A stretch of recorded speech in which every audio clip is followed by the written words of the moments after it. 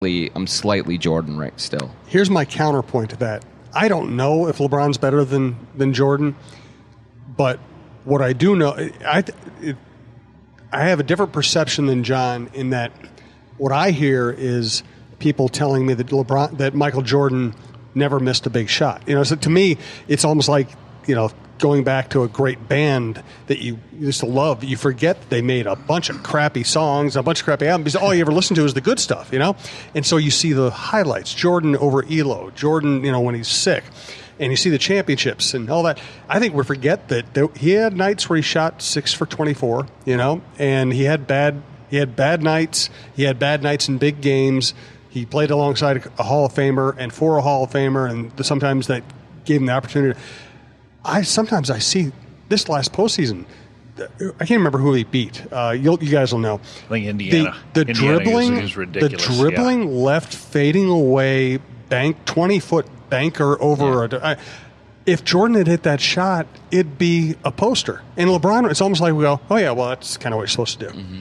Well, you think about it too. John said it. A lot of our fans don't remember seeing Jordan, but they remember him Space Jam. Yeah. And so if LeBron indeed does come out with Space Jam 2, perhaps we'll see. I think that's a real argument, but I'm gonna side with Jordan just a shade. Obviously, that's my era, so I'm a little partial to that era. But I think I just appreciate both the guys. Mm-hmm. It's just one of those things. It's hard to compare different eras, but they're both pretty dang good. Peak Jordan, I think maybe slightly above, but certainly LeBron over the longevity, and maybe for staying as great as he is, as late into his career as he is. Gives him the edge on that side of it. I don't know. If LeBron can prove that he can hit a curveball, that settles the If he somehow drags these Lakers to the finals, then it's over. Yes. Then the conversation is done. I had a conversation with Mark Madsen there the other day, just talking about what this is going to be like, and he was. I think the whole coaching staff is just, they can't wait to coach him, but they also are prepping for what the circus is going to be. Oh yeah, it's the Stones are coming to town, and it's going to be fun. It is never easy with LeBron. Like there are always these, kind of little subtle jabs that he throws out, or missives, and like the drama that surrounds, and that's because he, I think, is a very kind of perceptive guy and really tries to push buttons like Phil Jackson style.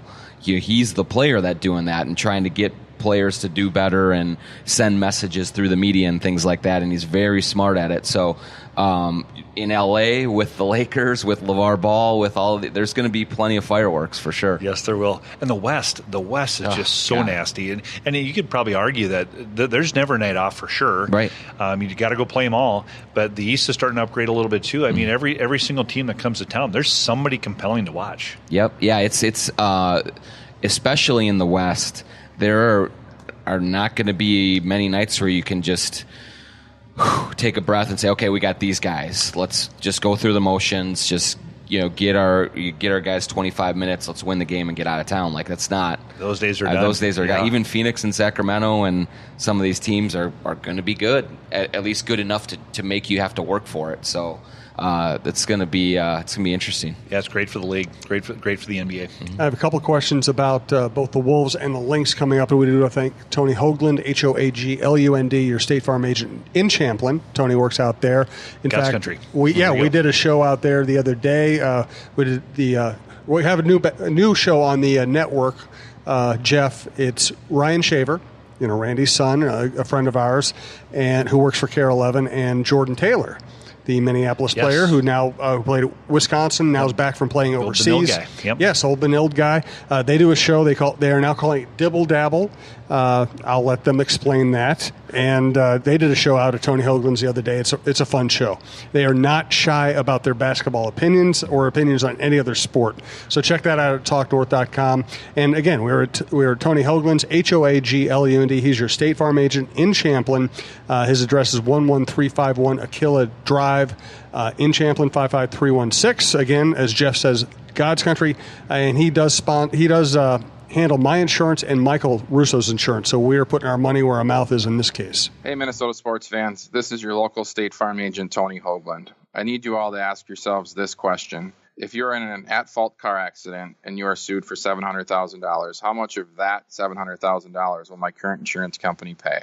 If you are unsure or can't answer all 700,000, you need to give us a call. State Farm has been number one in car insurance since World War II and number one in homeowners insurance since 1964. For a no-obligation review of your current policies, call us at 763-421-4900 or check out our website at www.champlininsurance.com. So I want to talk a little Wolves and a little Lynx. I will say that doing the Cheryl Reeve show on my network has been a blast. She has been incredible.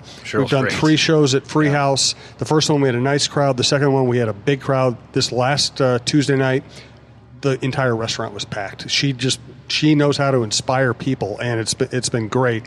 What's it been like for you to work with both a group of champions, but also a group of champions who are still trying to get more attention for their game and their team?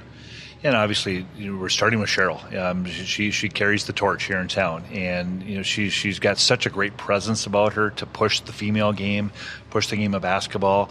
I don't doubt that she's got a full house over at Free House. And Steph Shimp, by the way, is great. She runs a good show. Steph is great. Yeah, and you guys are both from Lake City. I thought so. Yeah, we're Lake City. Yes. So, but it's neat because if you look at when the WNBA started 20 plus years ago, and you look at the quality of basketball where we were then versus where we are today, it's amazing. I mean, we had some nights down here where you're kind of going, oh boy, and I have a daughter that's an athlete, so I've seen it. But the quality of play is amazing. And this is a special thing with the Lynx, too, the way they share the ball, the way they compete together. And obviously, we've had some bumps in the road this year. But, again, the West is tough. It is it's nasty a good league. Tough. It's a great league. And so it's one of those things where I think the players understand that we have to get out, we have to engage with our fans. I think we are very open and accommodating and inviting. Come down and check us out. I think perhaps some of the most staunch people that have been against women's basketball or women's sports come down to a game and say, wow, that's pretty good stuff. Yep. So we always just say, come try us out for a game, and we think you're going to come back. And that's been the case. So this is the best atmosphere in the WNBA by far. Our fans and one of the best atmospheres in town. It actually is. Yeah, you're right. And so our fans bring it. They're very passionate. It's just really fun to walk into the arena that's loud, that's exciting. And obviously over at Williams Arena last year when we were displaced over there, that place was electric during the championship run with LA. No question. And by the way, next Cheryl Reeve show, August 15th, 6 o'clock at Free House. Get there early or get a reservation because people were stuck without seats the last show. It's so much fun, and that'll be right in the heart of the playoff run or the playoff run up at that point. And also, if you'd like to sponsor this program or Cheryl's show or any of the other shows on the network, email me, jsouhan47@gmail.com. What's it been like to work with Tibbs as he's brought this team back to the playoffs and brought in Butler and Gibson, but also he's a different personality than Flip. What's that been like for you? Yeah, so what's kind of interesting is because of my tenure, 30-plus years, it's pretty interesting that I actually had some history with Tibbs way back in the day. He's one of our assistant coaches for Coach Musselman way back in the old 98th Street Lifetime days, or I guess it would have been Northwest Health Clubs back then. And so we had some history, and through the course of time, I actually, because he's so loyal to the past, and I think he's so loyal to the person who gave him his start with Coach Musselman, either himself or some of his management team would send me a note and say, make sure Bill Musselman's son and his widow can come out to the game. And this was when he's in Chicago or Boston. We'd always arrange tickets for Max and Bill's widow, Julie, to come out to the game. We'd bring him back, and he'd get a chance to come back to the locker room and hang out with Coach. So we had some history with that. So as we all know here, he's extremely busy watching film, preparing at all times. So ironically, I actually kind of almost saw him more then than I do now today. I actually don't see him that often. But it was kind of fun last year. I was cutting through back by the locker room area to go to the other end of the arena. And he's coming through getting ready for the game. And I jumped down the stairs and it kind of surprised him. And he goes, oh, my God, Jeff Munneke, where you been? Haven't seen you. How you doing? So that was fun. That was fun. But I just don't see him as much as I used to, actually. It's kind of interesting. I mean, what were those must days like? You were around it. It was Wild West a little bit, just as you're getting off the ground and getting moving. I mean, what were some of the favorite things that stood out from that coach, that staff, that team? Sure, great question. And back then there's still a little bit of the innocence of professional sports. Mm-hmm. The money hadn't got too crazy yet. So I was one of 9 sales reps, and so the sales reps back then were selling publications, they're soliciting sponsorships, they're selling tickets, group tickets. We're also driving the bus and the van for the players from 98th Street back to the hotel. And I was telling Sam Mitchell this story one time, and I remember Sam would come in the back, and he'd just give it to you. Yeah. He'd be saying, pull over, your driving's horrible. Not Sam, you're easy going guy. Yeah, what a shocker, right? And he'd just be giving it to you. And so, we were 21, 22 years old. We didn't know enough that he's giving us a hard time. So we get back to the office, we're like, all right, who had Sam today? And they're like, I had him. He's just giving it to me. I mean, just brutal. So I remember I told Sam a couple of years ago, I said, we couldn't stand you. He goes, what are you talking about? He says, can't you take a joke? And I'm like, you just abused us morning, noon, and night. And so that was fun. But you think back to those days of putting together the franchise. This is before computers, before cell phones. So we did handwritten thank you notes. We wrote on a typewriter. That's how we engaged with our fans and our seat members. And so it was a fun way to learn because you had relationship building. You had to actually talk to people face to face. It's kind of fun. But back in those days too, you just look at, we won many more games than we should have. Mm-hmm. We won 23 and 29 games the first 2 years, surprised everybody. We just played hard, and Muss wouldn't have anything but that. It probably cost him his job because he was playing the young guys. Played too well. I remember you telling me also a story, because I want to get all of the greatest hits here while we have you. Wasn't there some kind of a mess up, like an opening night at the Metrodome? Oh, my goodness, yes. So back then, again, it's not like flash sheets tickets today on your phone. Everything was a hard ticket. So the printing company for our tickets, something happened where all the tickets got messed up. And so literally we have 36,000 people coming to the first game in the Metrodome to see Magic Johnson and the LA Lakers. First game in Timberwolves history. Well, so back then, again, there's no way to communicate quickly. So the tickets did not arrive in time for the game. So we have 36,000 people coming to will call. And it was a pummeling like you cannot believe. So we took every single person in the office. Back then it's 35 staff members. Everybody had a list, and you had to get phone calls in everybody. And back then, there's the old answering machines. So some people get the answering machine, some people wouldn't.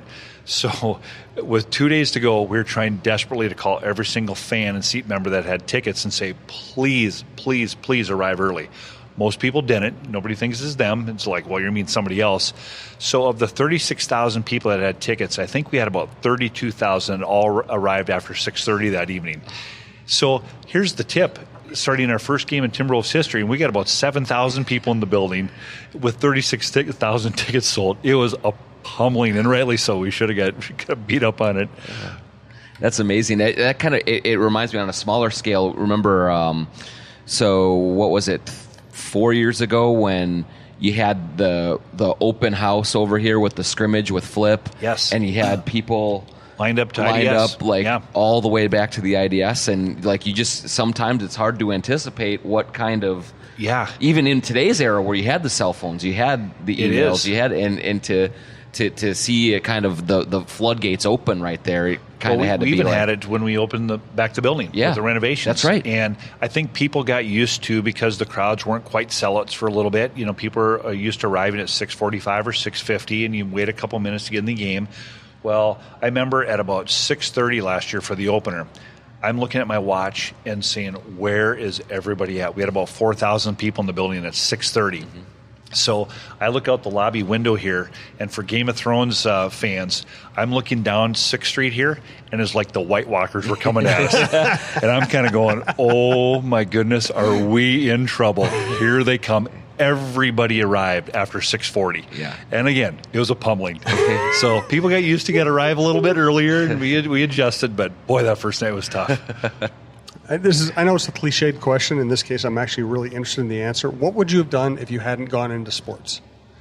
Boy, great question. And so it was kind of interesting in that obviously sports is my dream. And so a person that helped recruit me to play college basketball in South Dakota actually wanted to hire me to work at the grain exchange and become a trader.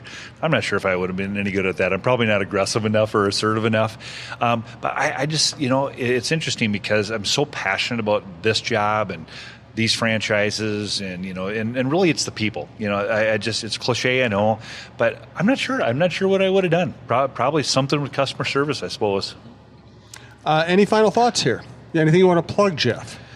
Well, obviously we got the WNBA All-Star game this week.